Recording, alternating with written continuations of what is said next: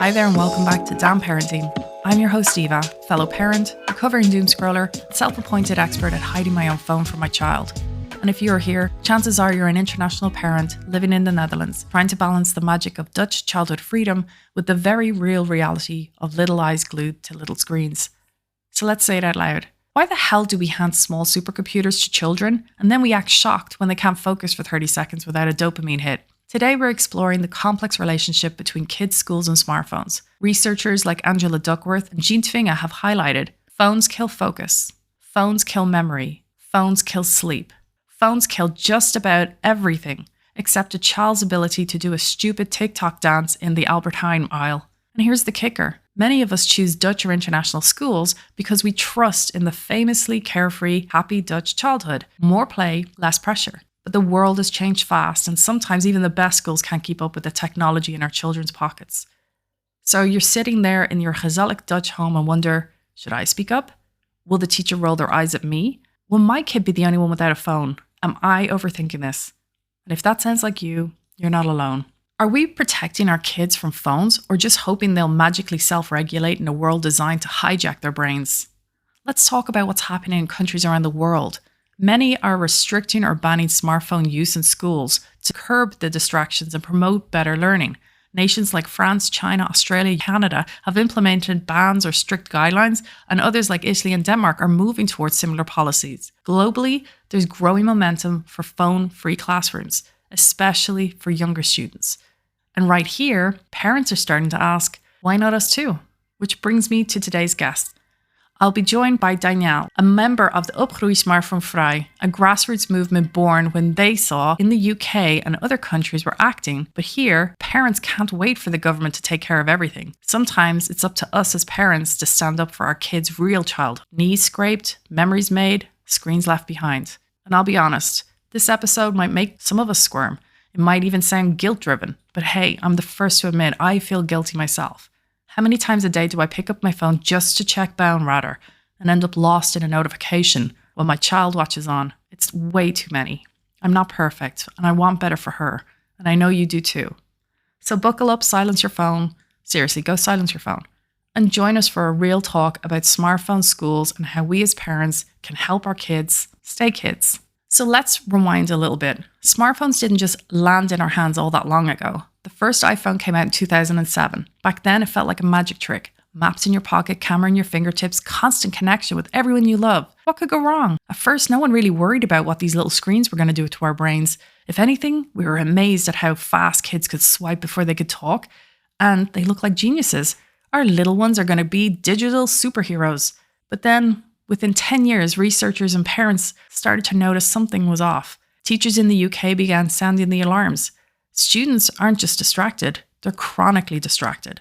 Test scores were dipping. Kids struggled to concentrate and, well, teachers were losing teaching hours by phone policing rather than anything else. Then, researchers like Jean Tvinge started putting all the pieces together.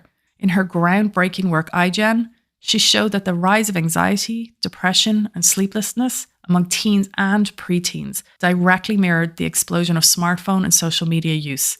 Around the same time, Angela Duckworth turned her attention to digital distraction. Her team found that just having a phone visible, not even using it, is enough to lower test scores and shrink your brain's ability to do deep, focused work. And the kicker? Even kids with high self-control cannot win against an app designed to ping, poke, and drag them back in. Duckworth argues it's not even fair to expect our kids to resist billion-dollar tech companies on sheer willpower alone.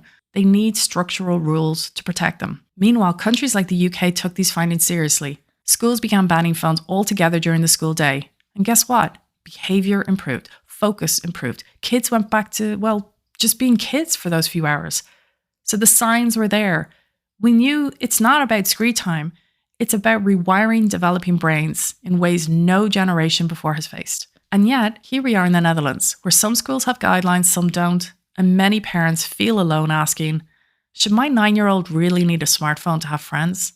Today, you're not alone, because a brave group of parents have said enough. If governments can be slow, parents can be fast. In the Netherlands, it's pretty common for kids to get their first smartphone between the ages of 10 and 12. On average, they spend anywhere from 1 to 3 hours a day on their device. It's raising concerns. from social media might be affecting their mental health to the impact on school performance and their general well-being. It sparked a growing conversation about whether we need clearer age guidelines and better strategies to manage screen time. So now, let me bring in someone who's part of making this happen right here in the Netherlands, Danielle from Opgroeien Smartphonevrij. She saw what was happening in the UK and realised if they can do it, so can we. So welcome, Daniela. Yeah, thank you. Thank you so much for joining us. Let's get straight into it, because understanding how Opgroeien Smartphonevrij came to be is key to understanding everything that's unfolding right now. So what sparked its creation and what were the driving forces behind getting it off the ground? So we were a bunch of parents at the kitchen table wondering what we should do about the question that we got from our own children who came to us and said, can I have a smartphone because everyone at school is having one, or the first friend in the neighborhood was having one, and parents being caught out by that because the kids were only 8 or 9. Basically, I think a lot of us were expecting that question at some stage, but not quite yet, and got a little bit of a reaction to it in the sense that we maybe felt instinctively that it was too young, but we didn't really have any sort of reason to back that up, and we didn't really know what other parents were doing.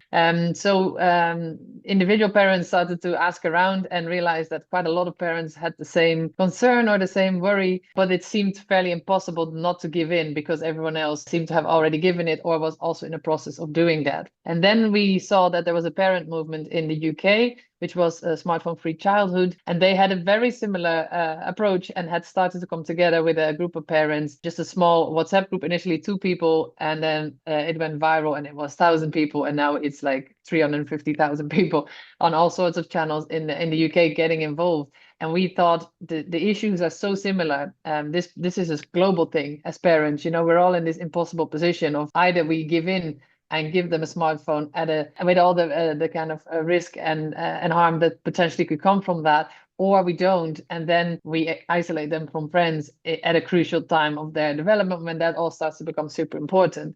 So that's sort of catch-22, where there's absolutely nothing you can do right, and where there's no government policy to sort of support you in any way with this, led us to start initially a website, and we just asked the UK if we could use some of their materials, translated the basic web page and put it up there last summer, and just spread the word to a few friends, and we're absolutely amazed to see that even here within a few days there was 100 schools where parents started to have these conversations and signed up with app groups and just talking among each other. And we seem to have that same sort of response that happened in all over the world. It's now in 30 countries. Parents have done similar things, and everywhere it's an issue that's very present in parents' minds. And as soon as you offer something, the need really becomes obvious. So what kind of activities or initiatives are you actually currently running to support your mission? Yeah, so it started very simple. By the main question parents had was, how do I talk to other parents about this? So we just started sharing little messages that other parents had sent in their school WhatsApp groups that they might be in with parents, in the class of their child, just to say something like, I've watched this TV program lately, or have you seen this video, or I listened to this podcast about kids and smartphones. It got me thinking, is anyone interested in having a cup of coffee about this? Or our daughter came home last night and asked the $1 million question, when do I get a smartphone? I'm not sure. We're worrying about it, or we're having some concerns. We would love to speak to you about it. Very sort of easygoing messages that parents had actually sent, and that seemed to not trigger a sort of blaming response, because a lot of parents feel very insecure. Like no one wants to sort of say, I'm doing it right, you're doing it wrong. Like parenting is hard enough as it is. So it was all about, how do we make this a conversation in a language that is not judgmental and supportive and kind of in solidarity, regardless of the decisions you may have already made or where you're at on this ladder. Because of course, if you have a 14-year-old, it's very different than when you have a 5-year-old. So it was really about that. And parents just wanted to know, how do you talk to other parents? So we literally started sharing example messages and said, here's a way. We created a community. You can add your school into that community on WhatsApp, and then you can send a link out to your class and say, if anyone wants to talk about this, here's a separate place to do that. We don't want to spam anyone here. So just kind of one low threshold message. And then it worked. People from every class, some people were like, I also struggle with this. And they came over to the other app group and started chatting. So we still have that. It's one of the core of the mission, is that we make it very easy for parents to come together on this, and also then to be able to say, let's meet up tomorrow after school, or dropping the kids off, let's have a coffee, or let's hang out in the playground for 10 minutes and just have a chat, because it's something you also really want to take offline and just actually have a face-to-face conversation with parents about. And WhatsApp then is just one way to make that happen. What we've since introduced is also the parent pact, which we've saw in the UK as a very great way of immediately making visible that you're not the only one. Because one of there was two reasons. I'll come to the other one. There seems to be two big reasons why parents give the first smartphone, and one is because everyone else is doing so. So the peer pressure, not wanting your kid to be the odd one out. And when we saw that parents were able to witness, as we saw that in the UK, on a school level and even on a class level, the group level, how many other parents are also delaying the smartphone, because that's all the question is like, can we get together and delay for a few years? We saw that was really helping others to be able to feel confident to join.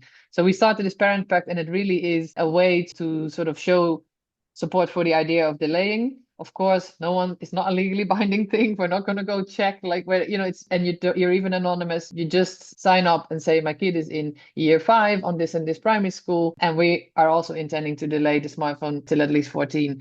And then you see that, wow, there's 10 other parents in my school, and I would quite like to meet them, because how do they do this? And what kind of things do they come across, and how does it work in practice? And then people can sign up to the WhatsApp group to sort of say, well, I've signed the pact. Is there anyone else that wants to meet about this? So there's kind of 2 roads in now. You can join the groups and just see, have the chat or ask some questions, or you can sign the parent pact and that way get involved if you want, or just be kind of supported by the idea that you're not alone. And that seems to be really helpful. And then actually one third, because I said there's 2 reasons. The other one, that the reason that parents give it, outside of that sort of feeling that you're the only one, or that your kid is the only one, the other reason, that is the first reason people give it, is the connectivity. So this is the idea that my kid is going to cycle alone to school, and they're getting a bit older. They might go to football class by themselves, and I want to be able to reach them, and I want them to be able to reach me when they have a flat tire, or where they want to contact their friends for a play date or something like that. And that we realized, and again, we saw inspiration from the parent movements around the world, that actually, why are we giving a supercomputer in their pocket with access to the internet, when really we could just be giving a good old brick phone?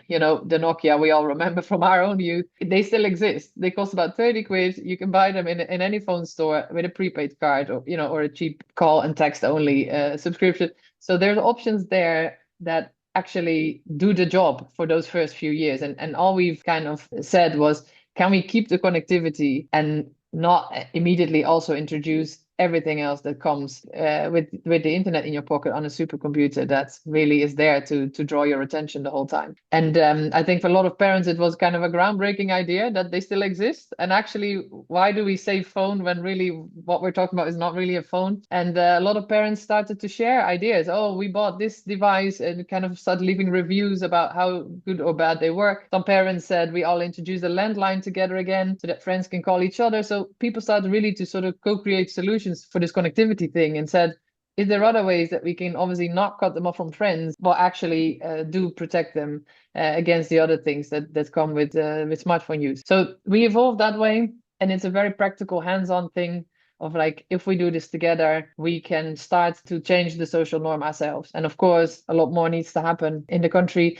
and internationally and European wide to actually really protect kids. But there's one simple thing that we can do that doesn't feel simple, but once you do it, it's actually easier than you thought. And that's just getting together and delaying a few more years. I have to say, when I spoke to you previously, we walked through the website for me to find my child's school. And I was really struck by how many people in the entire school, and then the breakdown of it. I think that was really fascinating. And it's also a great way to open up a conversation with other parents. So I am looking forward to being able to sit down and ask the question and see what parents actually know about this. Also, you just mentioned there about the landlines. That was something I did want to bring up. I've noticed a lot of parents on social media are saying this is a great way for them to connect with their family, that they can always pick up the phone and ring Oma or Opa or whoever it is that they want to ring as well. So I think that's a really nice nostalgic thing to have in the house. I don't think it's going to be an old rotary phone probably, but I mean, it's a wonderful option to bring back in, because you're still giving them that autonomy that they can always pick up the phone to still ring if they want.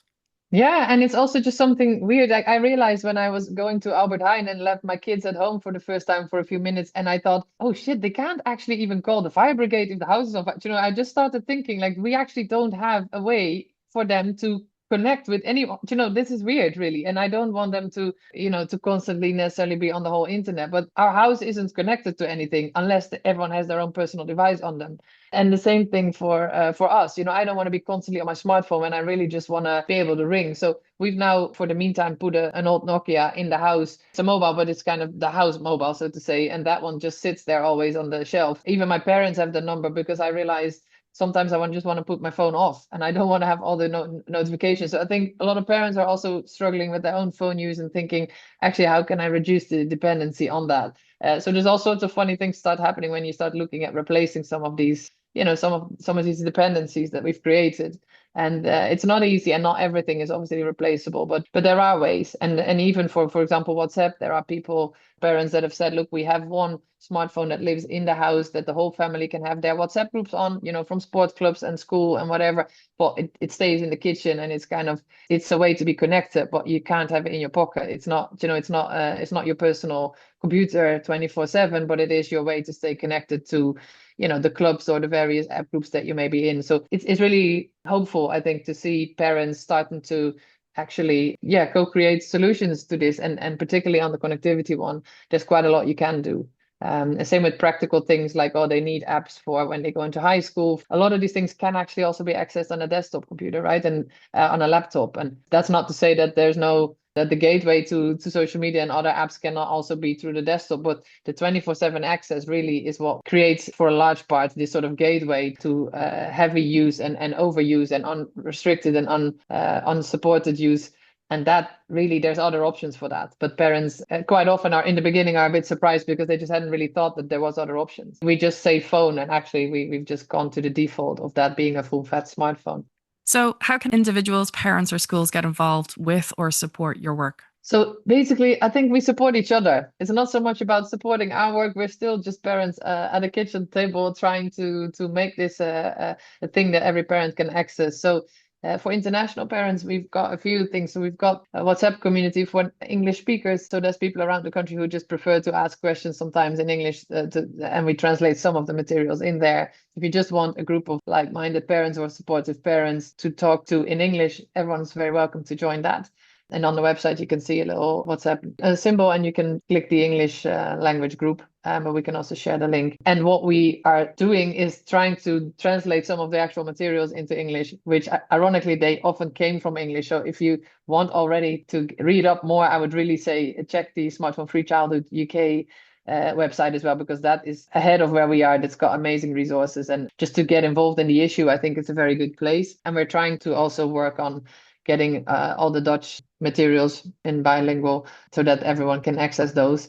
But there is already quite a supportive community of English speakers. There's also some international schools that have joined up who are creating materials. So if you want to tap into that, come on board and sign the pact if you're keen to do that, or join your local school group, even if you just drop a message in there to say, hi, I'm also here. And if anyone wants to talk about this in English, we have some schools where there's 5 other parents then that say, let's have a coffee, and just remove the language barrier that way. There's various ways. The main thing is just connect in whichever way feels comfortable for you, and open up the conversation. I think it becomes easier from there. Just before we hit record, you were telling me something about the national policies and something in local policies. Shall we get into that? Well, the hopeful thing is, when we started a year ago, it wasn't a topic. It wasn't a topic in government, it wasn't a topic in the media, and it wasn't really a topic on school squares either. And what we've seen now, since we've started making noise and going on the soapbox about this, is that there's been a ton of media coverage in Dutch media and public broadcasts, the newspapers, the websites, all sorts. So there's been an absolute national conversation sparked on the back of parents joining. We've also had 3,000 doctors recently come out, more than 3,000 supporting us, child doctors, pediatricians, eye doctors, all in favor of upping the age for social media to 16 and delay the smartphone till at least 14, right? And they base this on physical damage, risk of mental health problems, and the fact that the environment just isn't a safe and secure place for kids. So they see every day in their practice the consequences of that, and they very much want something to be done. So we've had that support of all these doctors and scientists in the country, and that has led really to also more weight in the national debate about this. And policymakers have started to take notice. We've had the school policy come in last year, which bans smartphones just from class. But what in practice happens is that a lot of kids can have them between lessons. So they give them back at every beginning and every end of every lesson. And in break times and on the school square, they're still very much present, which of course affects the social interaction, but also affects the ability to concentrate and to remember some of the material, because there isn't that resting period in the brain. So there's a lot of doctors that have spoken out about that as well, and just the damage on learning and the damage on social development. So what's happened with the school guidelines is that there's now a new plan introduced to try and make that stricter, so that school policy actually means bell to bell, smartphone free. We just don't have it at school. And it's quite interesting if you're already with kids at school, or if you're going to start looking for secondary schools, that you ask your school, what's your policy? Because they need to have policy now, but it doesn't really specify how strict it needs to be. And there's calls now for that to become the norm, that every school has to be smartphone free. But we're not there yet. And we see in high schools, for example, that it's about 35% of schools now do it voluntary. They already sort of say, we interpret the guidelines stricter than it is, and we ban it from schools, and we see massive benefits. And hardly any school is reversing that again, because once they introduce it, they see it's a much better learning environment. So that's a policy that's in the change. And really, you can ask your school about that, because we show demand if we ask that. In the beginning, they were afraid parents wouldn't want it, but now the opposite seems to be true. Parents do want this, and it becomes a thing. It becomes a part of your choice for school if you know that they have decent smartphone policies. So there's a big change on that side. And the other policy change is that there is now a national guideline. It's not law. So it's a health guideline by the Ministry of Health that they've just released last week to say that they advise no social media under 15. That's also in line with what other European countries are doing. And there's a lot of conversation internationally about, how to make sure that kids are protected from apps that aren't suitable and safe for them to use. So that's part of a much bigger European conversation, definitely. But the Dutch government has now come out and advised against social media use under 15. Now they make an exception for chat apps, but there's already some gray area about that, because as we know, WhatsApp is becoming more and more like a social media platform too. It's already got an AI function. It's already got channels. It's got community options. It's also started introducing ads in the US last few weeks. So what you're going to get is sort of a blurry scale of which apps are social media and which are not. And policymakers are always going to be catching up with that, right? So we're saying, okay, great, there's policies, but if the gateway is still in the child's pocket and you don't feel that they're ready for that yet, delaying the entire smartphone is by far the easiest way to ensure that you get a few more years of undisturbed childhood without having to constantly play catch up. There is hope in the sense that some cities are taking the lead. Amsterdam in particular is very ambitious. They have come out last week with a guideline for the city, and they say in that all primary school kids should have a chance to grow up smartphone free. So that's a massive first step. And they actually say in the policy document that their goal is to change the norm on this. So that's very much in line with what we've been saying all along. Like the average age of kids getting their own first devices got younger and younger in the last decade or so. It's now around 8 or 9. The average screen time use for young teens in Holland is 6.5 hours a day. What are they not doing in those 6.5 hours in terms of developmental tasks? Even if everything they did on that was fun, like what are we losing here?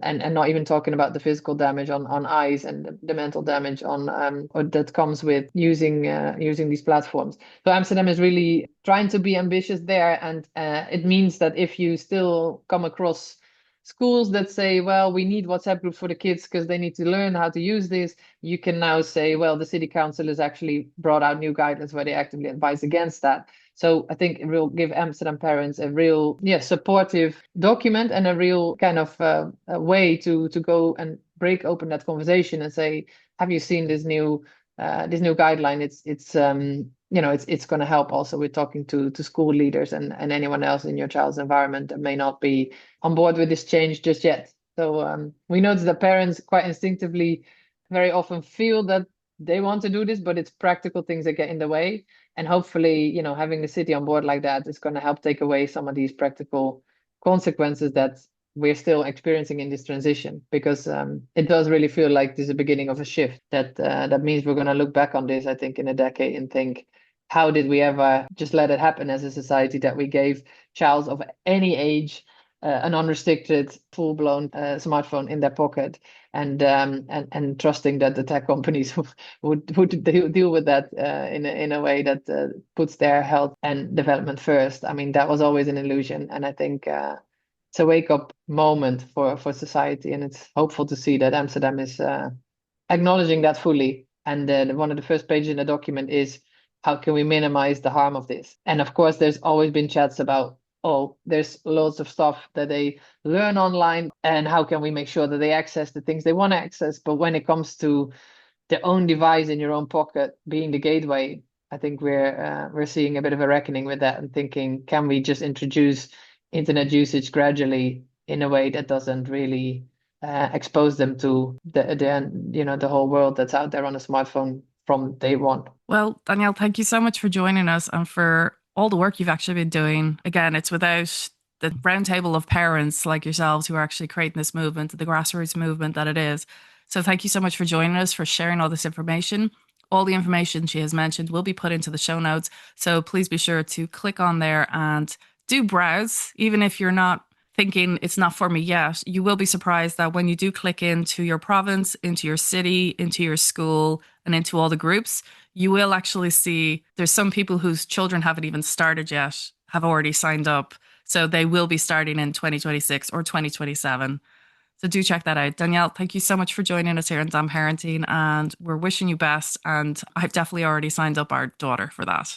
Be very welcome. It's amazing to see now. We're at about 60% of all primary schools just in 7 or 8 weeks. So you're definitely not alone. We're all in this together. Thank you so much. You're welcome. That's it for today's episode on the Opgroeien Smartphonevrij movement, a growing grassroots call to give our children the best chance to grow up connected to life, not just screens. If this conversation struck a chord with you, you're not alone. Parents, caregivers, teachers, and communities everywhere are waking up to the same questions and the same hope. Let's keep the momentum going. Share this episode with a friend, your partner, your parent group, your school WhatsApp chat, anyone who cares about how our kids grow up. Follow or subscribe to the podcast so you don't miss future episodes diving deeper into real human-centered parenting in the digital age. Rate and review if you can. It helps others find us. And most of all, join in the conversation. When we share the load, it feels lighter. When we come together, we feel stronger. And when we act together, real change becomes possible. Thanks for listening. And remember, you're not alone. We're raising the future together.